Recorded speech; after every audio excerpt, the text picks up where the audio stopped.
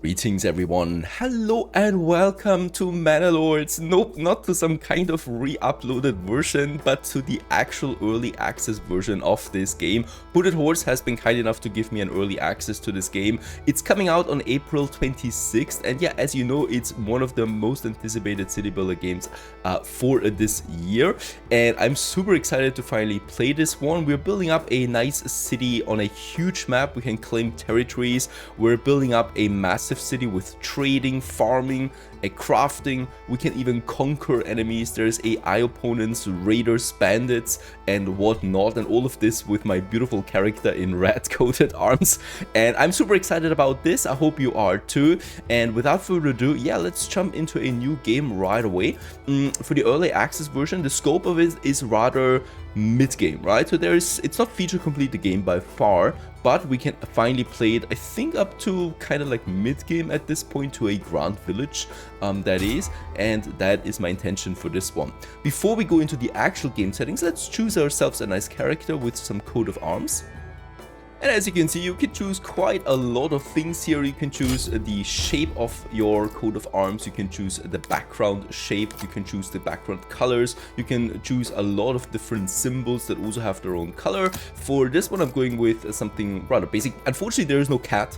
I'm super disappointed with that. So we are going to fly under the banner of this squirrel. That is also super exciting, I think. Now with that, let's continue onwards right away to the game setup itself. And we have, yeah, 3 scenarios available in this version, right? So more is coming soon, it says here. The 3 versions we have a free play, more or less, Rise to Prosperity, where we can just basically play this without combat, without bandits, without a larger objective. Large town settlement it is, and after that we can continue in endless mode. So you basically have to fiddle around with the city building mechanics and the seasons, the seasonal play, and that's it, right? And then we have the Restoring the Peace on the Edge. Both of them are more military focused, I think, but of course also you need to build up a big city, that is a big village, that is. There is raiders here, bandits, and you also have to conquer the Baron in the Northern Territories. And yeah, for my first playthrough, I'm going with the middle ground here. And if you enjoy this one, then we're going for a real challenge run with On the Edge, where yeah, we are also under attack constantly. But for now, I really want to explore everything this game has to offer, and I think a balanced approach it is. Also with a completely balanced settings we're going ahead here. You can choose a lot of different things, right? Raider frequencies, bandit camps, the starting season. You can even start in winter, which I think is also going to be super exciting. How many starting supplies you have, how many AI opponents there are right now. This is in work in progress, right? So it's there, but it's not available right now. And how aggressive the AI, that is, also the raiders are, and stuff like that. These are the settings. Go, go, go, go, go, go.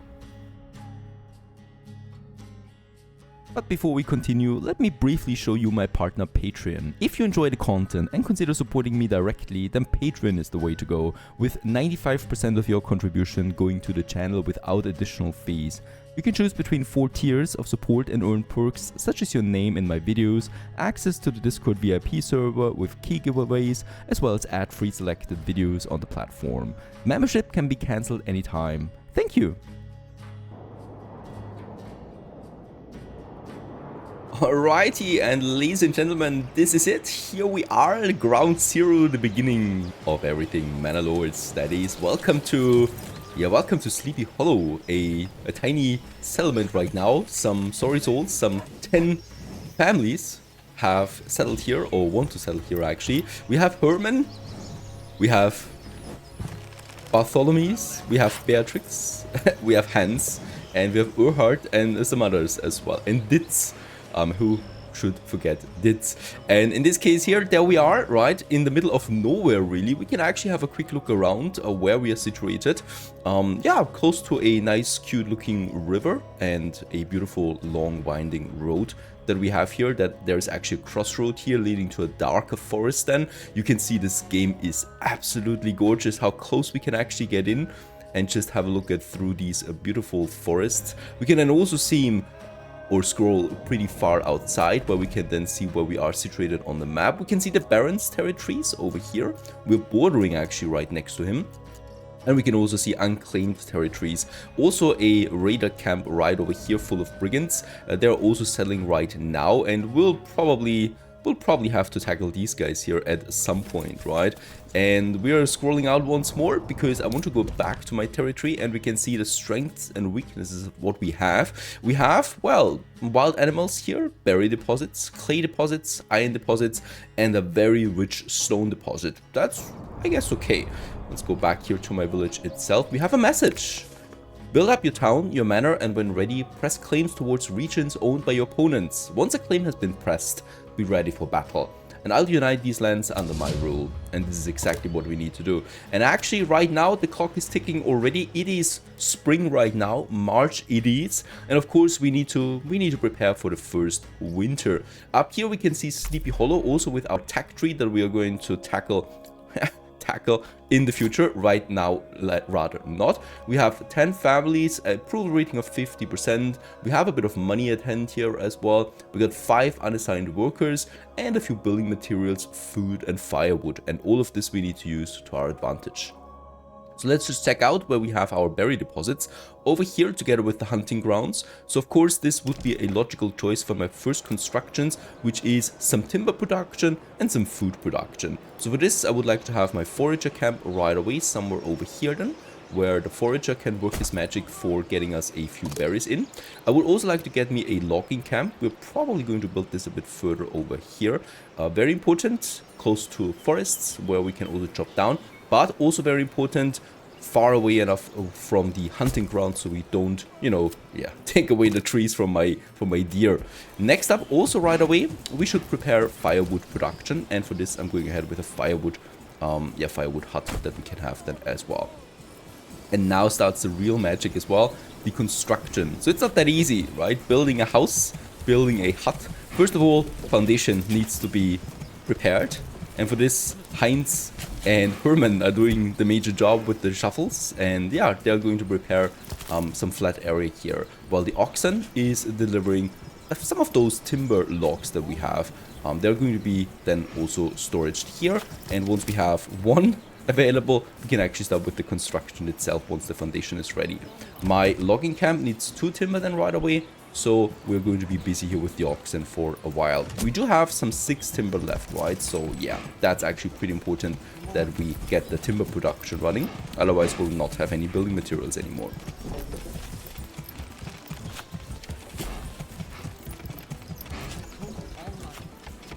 And as we can see also here, the first hut is already coming along. Step by step it's being built, and the forager hut has been finished, and with that we also get the first food production. And since we have 5 unassigned workers right now, I can assign the first worker to this one here. And it's super important to understand something right away. We don't have 10 workers, right? We have only 5 workers, because out of these 10 people that we have, 5 are part of the family. So we only have families in this game. So if I assign now 1 person to that, I'm actually assigning a family to this forager hut. And this actually means that there is now 2 people working here. That is Ott and Hans, right? And husband and son it is actually. There is no wife here. And those 2 of this family are working now gathering berries for me. This is going to play a pretty big role then later on as well, once we get the market. Now I'm going to assign a work area as well right away where we have the berries, right? And there they can work. Also, what I can see, the logging camp is coming along.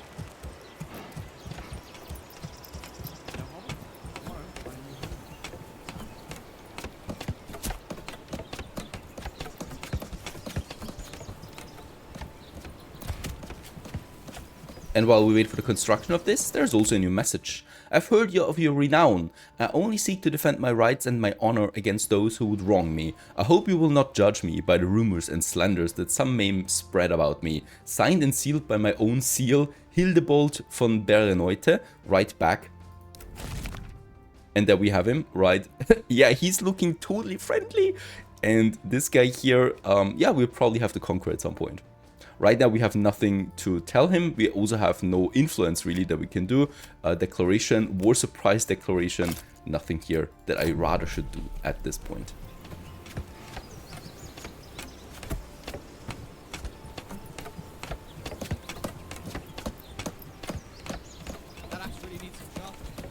Very good.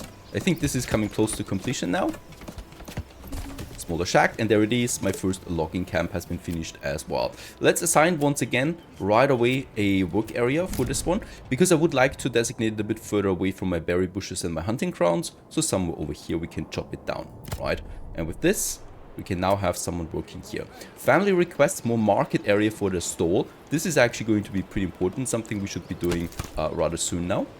So let's have a look at my village itself. There is a road ending here that we could use. And in this case, I would like to start then with a smaller area. There's a beautiful big tree that I would like to protect under all costs. So let's just make sure that we don't get rid of it. Yeah, let's go ahead and have us a road. And the road building is really, really nice and creative, I think. And let's just have a nice big circle here that we connect then with this main road, right? And then probably also somewhere here. There you go. So that we have a nice market area that we can then also dedicate. And from this market area, we're then going to have different roads also going away, like this one. And I would also like to connect these production buildings already with my main area, main road.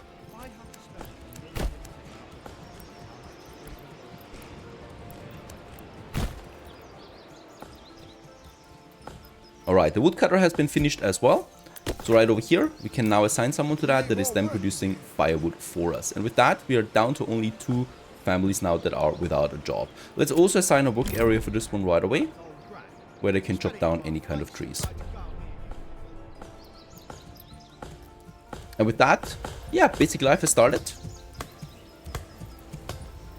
People are going to work, collecting berries, and also chopping down trees.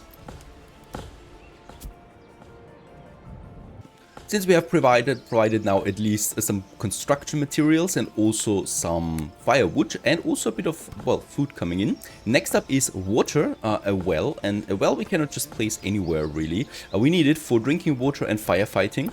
And in this case here we have underground water veins, of course, that we can use, and we can build those wells everywhere here along this. So yeah, let's actually have this well right next to my beautiful big tree that we have over there. And this one here will cost me 1 timber. So it's important to note that we always need to have unassigned workers as well, because those are the guys that are doing then construction.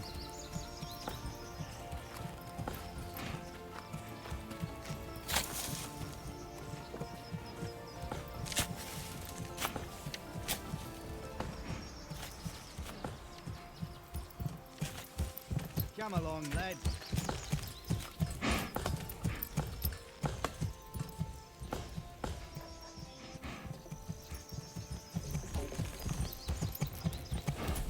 Come along, lad.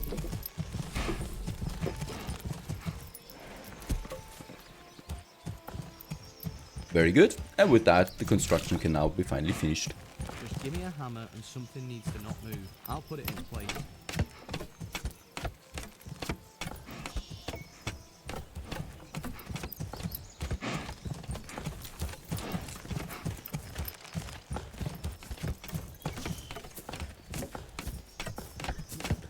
Hey, where are the pegs? Oh, there they are. After finishing that well, we still have construction materials left, and I would like to use this to also build me my first homes. Let's just have a road very carefully planned around the tree here. And then I can go ahead and start with the burgage plots. This is then a burgage plot level 1. We can then upgrade them as well. And we basically decide working areas for these, or yeah, settle areas, right? So I can dedicate the size of it.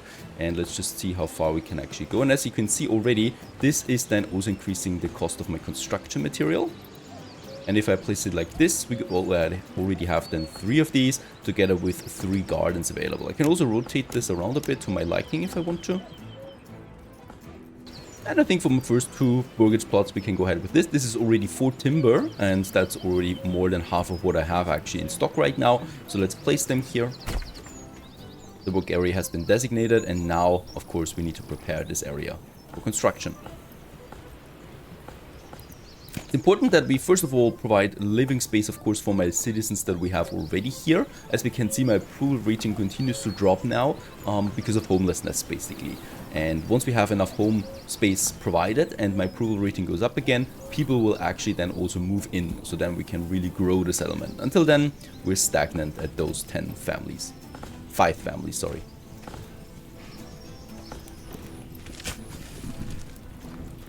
Also over there, we can see a wanderer. What is he doing? What is he up to? This guy is using the regional road network that we have in this game. So he's actually just traveling around. There's also going to be merchants on this road. This is actually pretty important that we keep this in mind, because this is a regional road network, as you can see, that is then spanning to the other territories as well, right? And that's pretty important for trading as well then. Also for exchanging with other territories and also exchanging with the outer world. In these trading points that we have up there.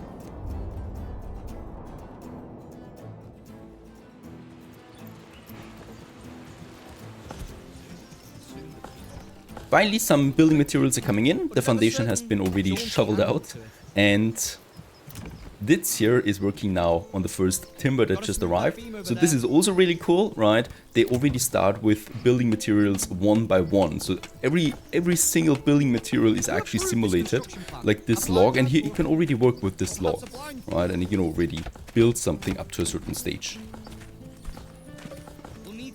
A bit strange though that the foundation is not stone. I guess the stone was in the ground.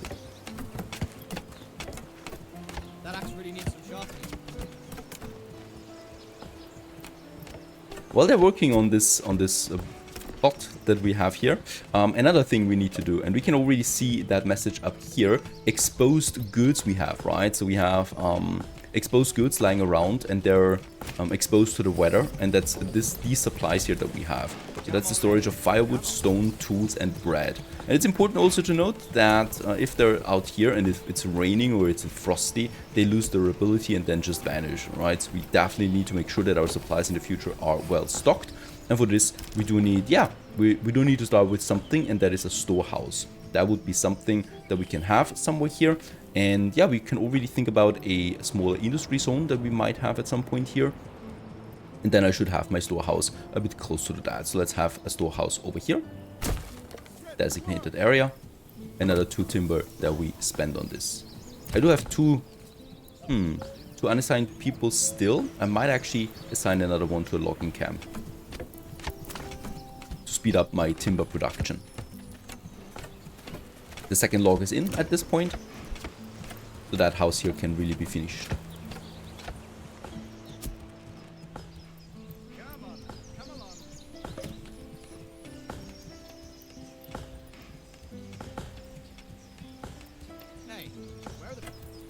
And just at the end of this day, our first house is coming to an end.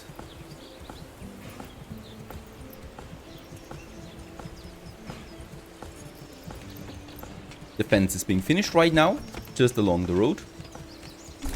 And there it is. We have finished the first mortgage plot, and the first family is now moving in. And with that, a whole smaller ecosystem starts to take in now, because we can even then have a backyard expansion of this one here, providing some chicken coops, vegetable gardens, and we can even turn these guys here from farmers into artisans, and then we would have a shoemaker here, a clother, and even a boyer's workshop or a bakery expansion as well. So lots of different smaller things we can do. As we can see also here, the demands are setting in, and once all these demands have been filled, we can upgrade this building here to a bigger one and more prestigious one as well, right? And in this case here, water access is there, the church needs to be built, we need to have a market available for these guys here to also be happy enough, and also firewood is required in order for this one here to be heated. Night is creeping in at this point, people gather around the fireplace.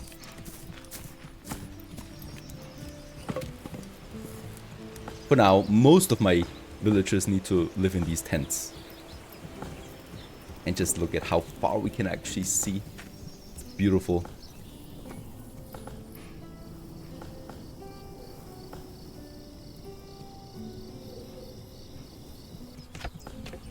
On the next day, construction resumes for the second plot.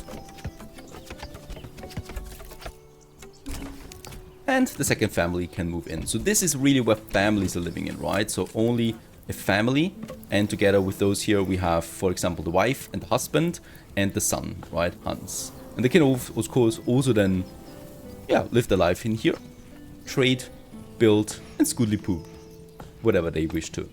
Now, next up, we should probably provide a market at this point as well. The thing with the market is also very interesting because we already have a forager hut, right? And the family that works in here, they want to sell their goods to someone. And that means we need to provide a market area, and I would like to designate the central area here as a market.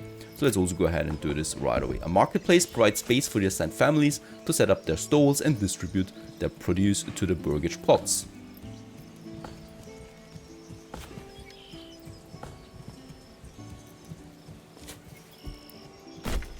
And this is now the general market area. The game also then tells us what this is all about. Basically now, we should see then the first plots here appearing, and that is for the berry, the foragers, and also for the firewood production. Those families want to sell their goods, and as we can see, a food stall is already under construction. So I'm not directly building this one, I just assigned the area for this, and the families themselves, there's also the firewood stall now being in construction. The families themselves set up stalls and try to sell their goods. It's a bit raining today. Not an ideal weather to build something outside, but that's okay. These guys are weather proven.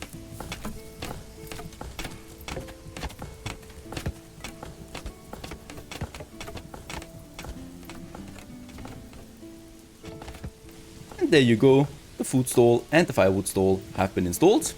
And those families now are going to work on that. So this is the same people that are working now in the forager hut, right? So Otto, or Ott, he's going to gather berries. Hans is transporting berries right now. And the wife, Alhate, she's transporting goods to the marketplace because she's going to stay here. So the wife usually is then at the stalls selling goods, while the son and the husband take care of the actual gathering and hunting and stuff like that. In the meantime, the storehouse is under construction, the building materials in. How many logs do we still have? 6 more. So we can actually continue with some other construction then right away. Still 2 unassigned families, that's just ideal. I would like to continue with some more burgage plots. We really should provide more living space. And where should we do this? Yeah, probably on the other side of the stall or of the marketplace. We have a bit of space. In here, I would like to keep a bit of space available there, probably for a nice shrine then as well. We have ornaments as well that we can use.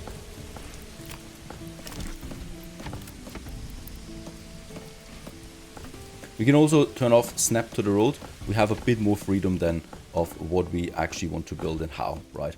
Let's go ahead and have, yeah, some more houses that we can actually build then here. I think 2, might even be 3 at this point. Wouldn't be a bad thing either. And as we can see, we can also decide on the size of the gardens of these houses then as well. That's also really important. And the burgage plots have been set, and the shrine has already been finished as well. It doesn't cost any production materials or anything like that. People just set it up.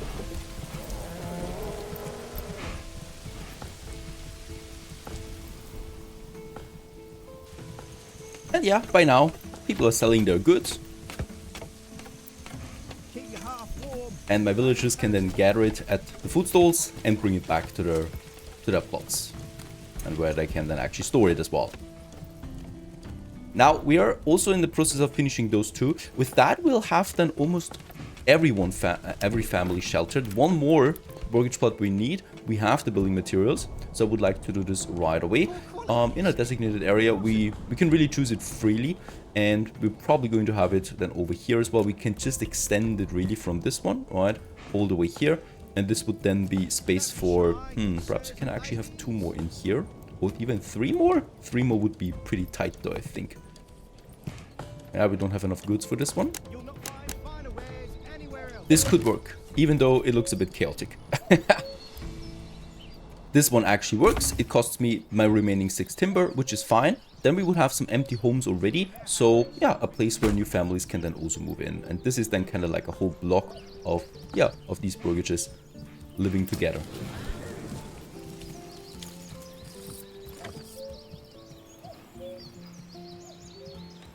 Alright, next up also we should prepare my next building material, that is stone. Unfortunately for stone, we have a bit of a problem. There is no stone deposit close by except this one here, right? This is really far away, so that's why I want to start early with it, because I'm pretty sure producing stone will be a very long and arduous task, right? So let's go ahead and get us cracking on the stone cutter camp. This one requires 2 timber once more, and I can have a work area then designated to the stone deposit that far away, right? So that's pretty important that we start with that early.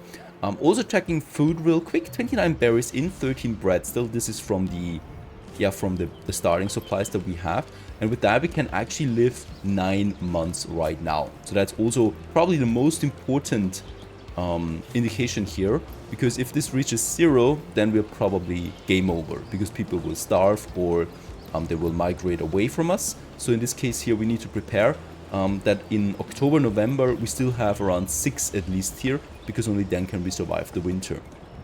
That's going to be pretty important. So yeah, more food diversity is important. The wild animals, for example, the deposit that we have over there should be noted and used rather soon as well. So building materials we need quite a bit, and for that I would like to increase the number of families working in my logging camp to 2, so that we speed it up a bit. And as we can see also, by now we can see that there's trees being chopped down. This area is growing, right? The treeless area. There's just some bushes here.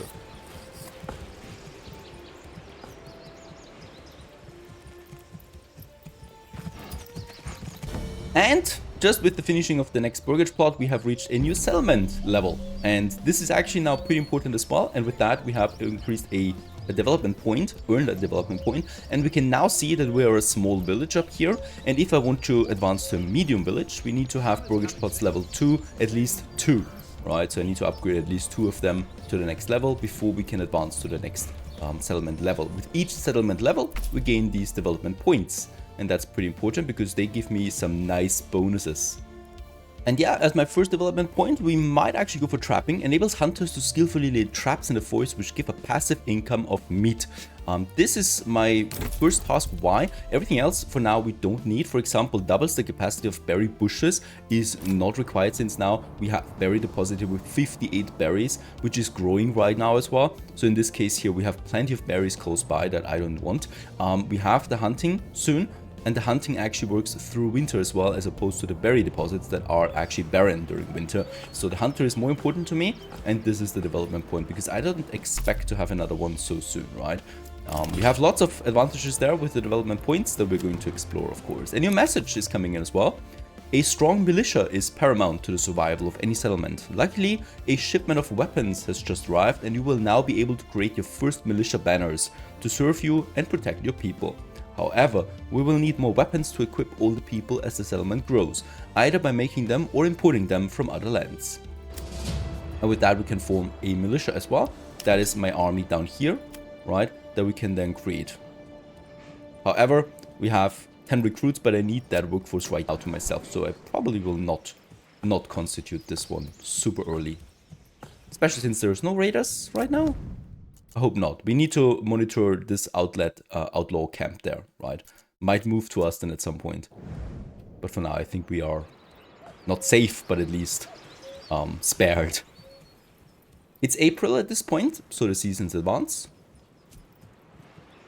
We have finished now the most important burgage plots. This one has been finished as well. Is there actually someone living in it? Yes, very nice. So now we're building 2 more for families to move in them. My approval rating should go up now then. The homelessness penalty should be gone. Now, market food variety is the first bonus that we have now. That's thanks to the market food here, where we have the berries and the bread. However, the bread, of course, is going to run out at some point. So I would like to add more variety by providing now a hunter to that. And this is why we had the trapper, right? Because with that we get more meat than in as well. Hunting camp it is, a smaller camp somewhere out here in the forest.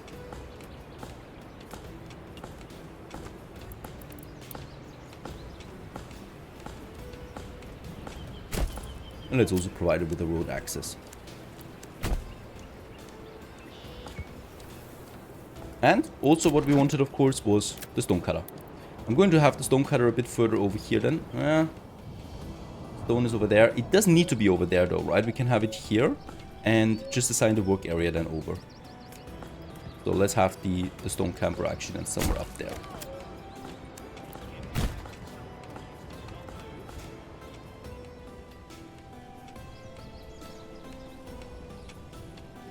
What we can also see is the worker camp is gone that we started with, right? Because no one needs to live in tents anymore from now on.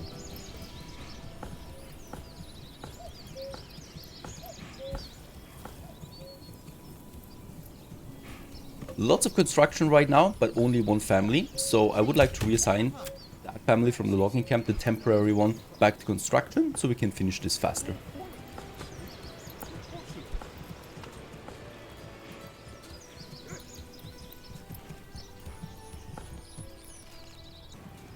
So for now, spring is coming along, and so is Sleepy Hollow. This town is growing. We have now enough homes, we have now enough food, and we can now delve deeper into this little city development in Summerden as well. And I hope you enjoyed this one so far. Manor Lords it is, and we continue onwards in the next episode, probably with a church and some more advanced industry. Stay tuned!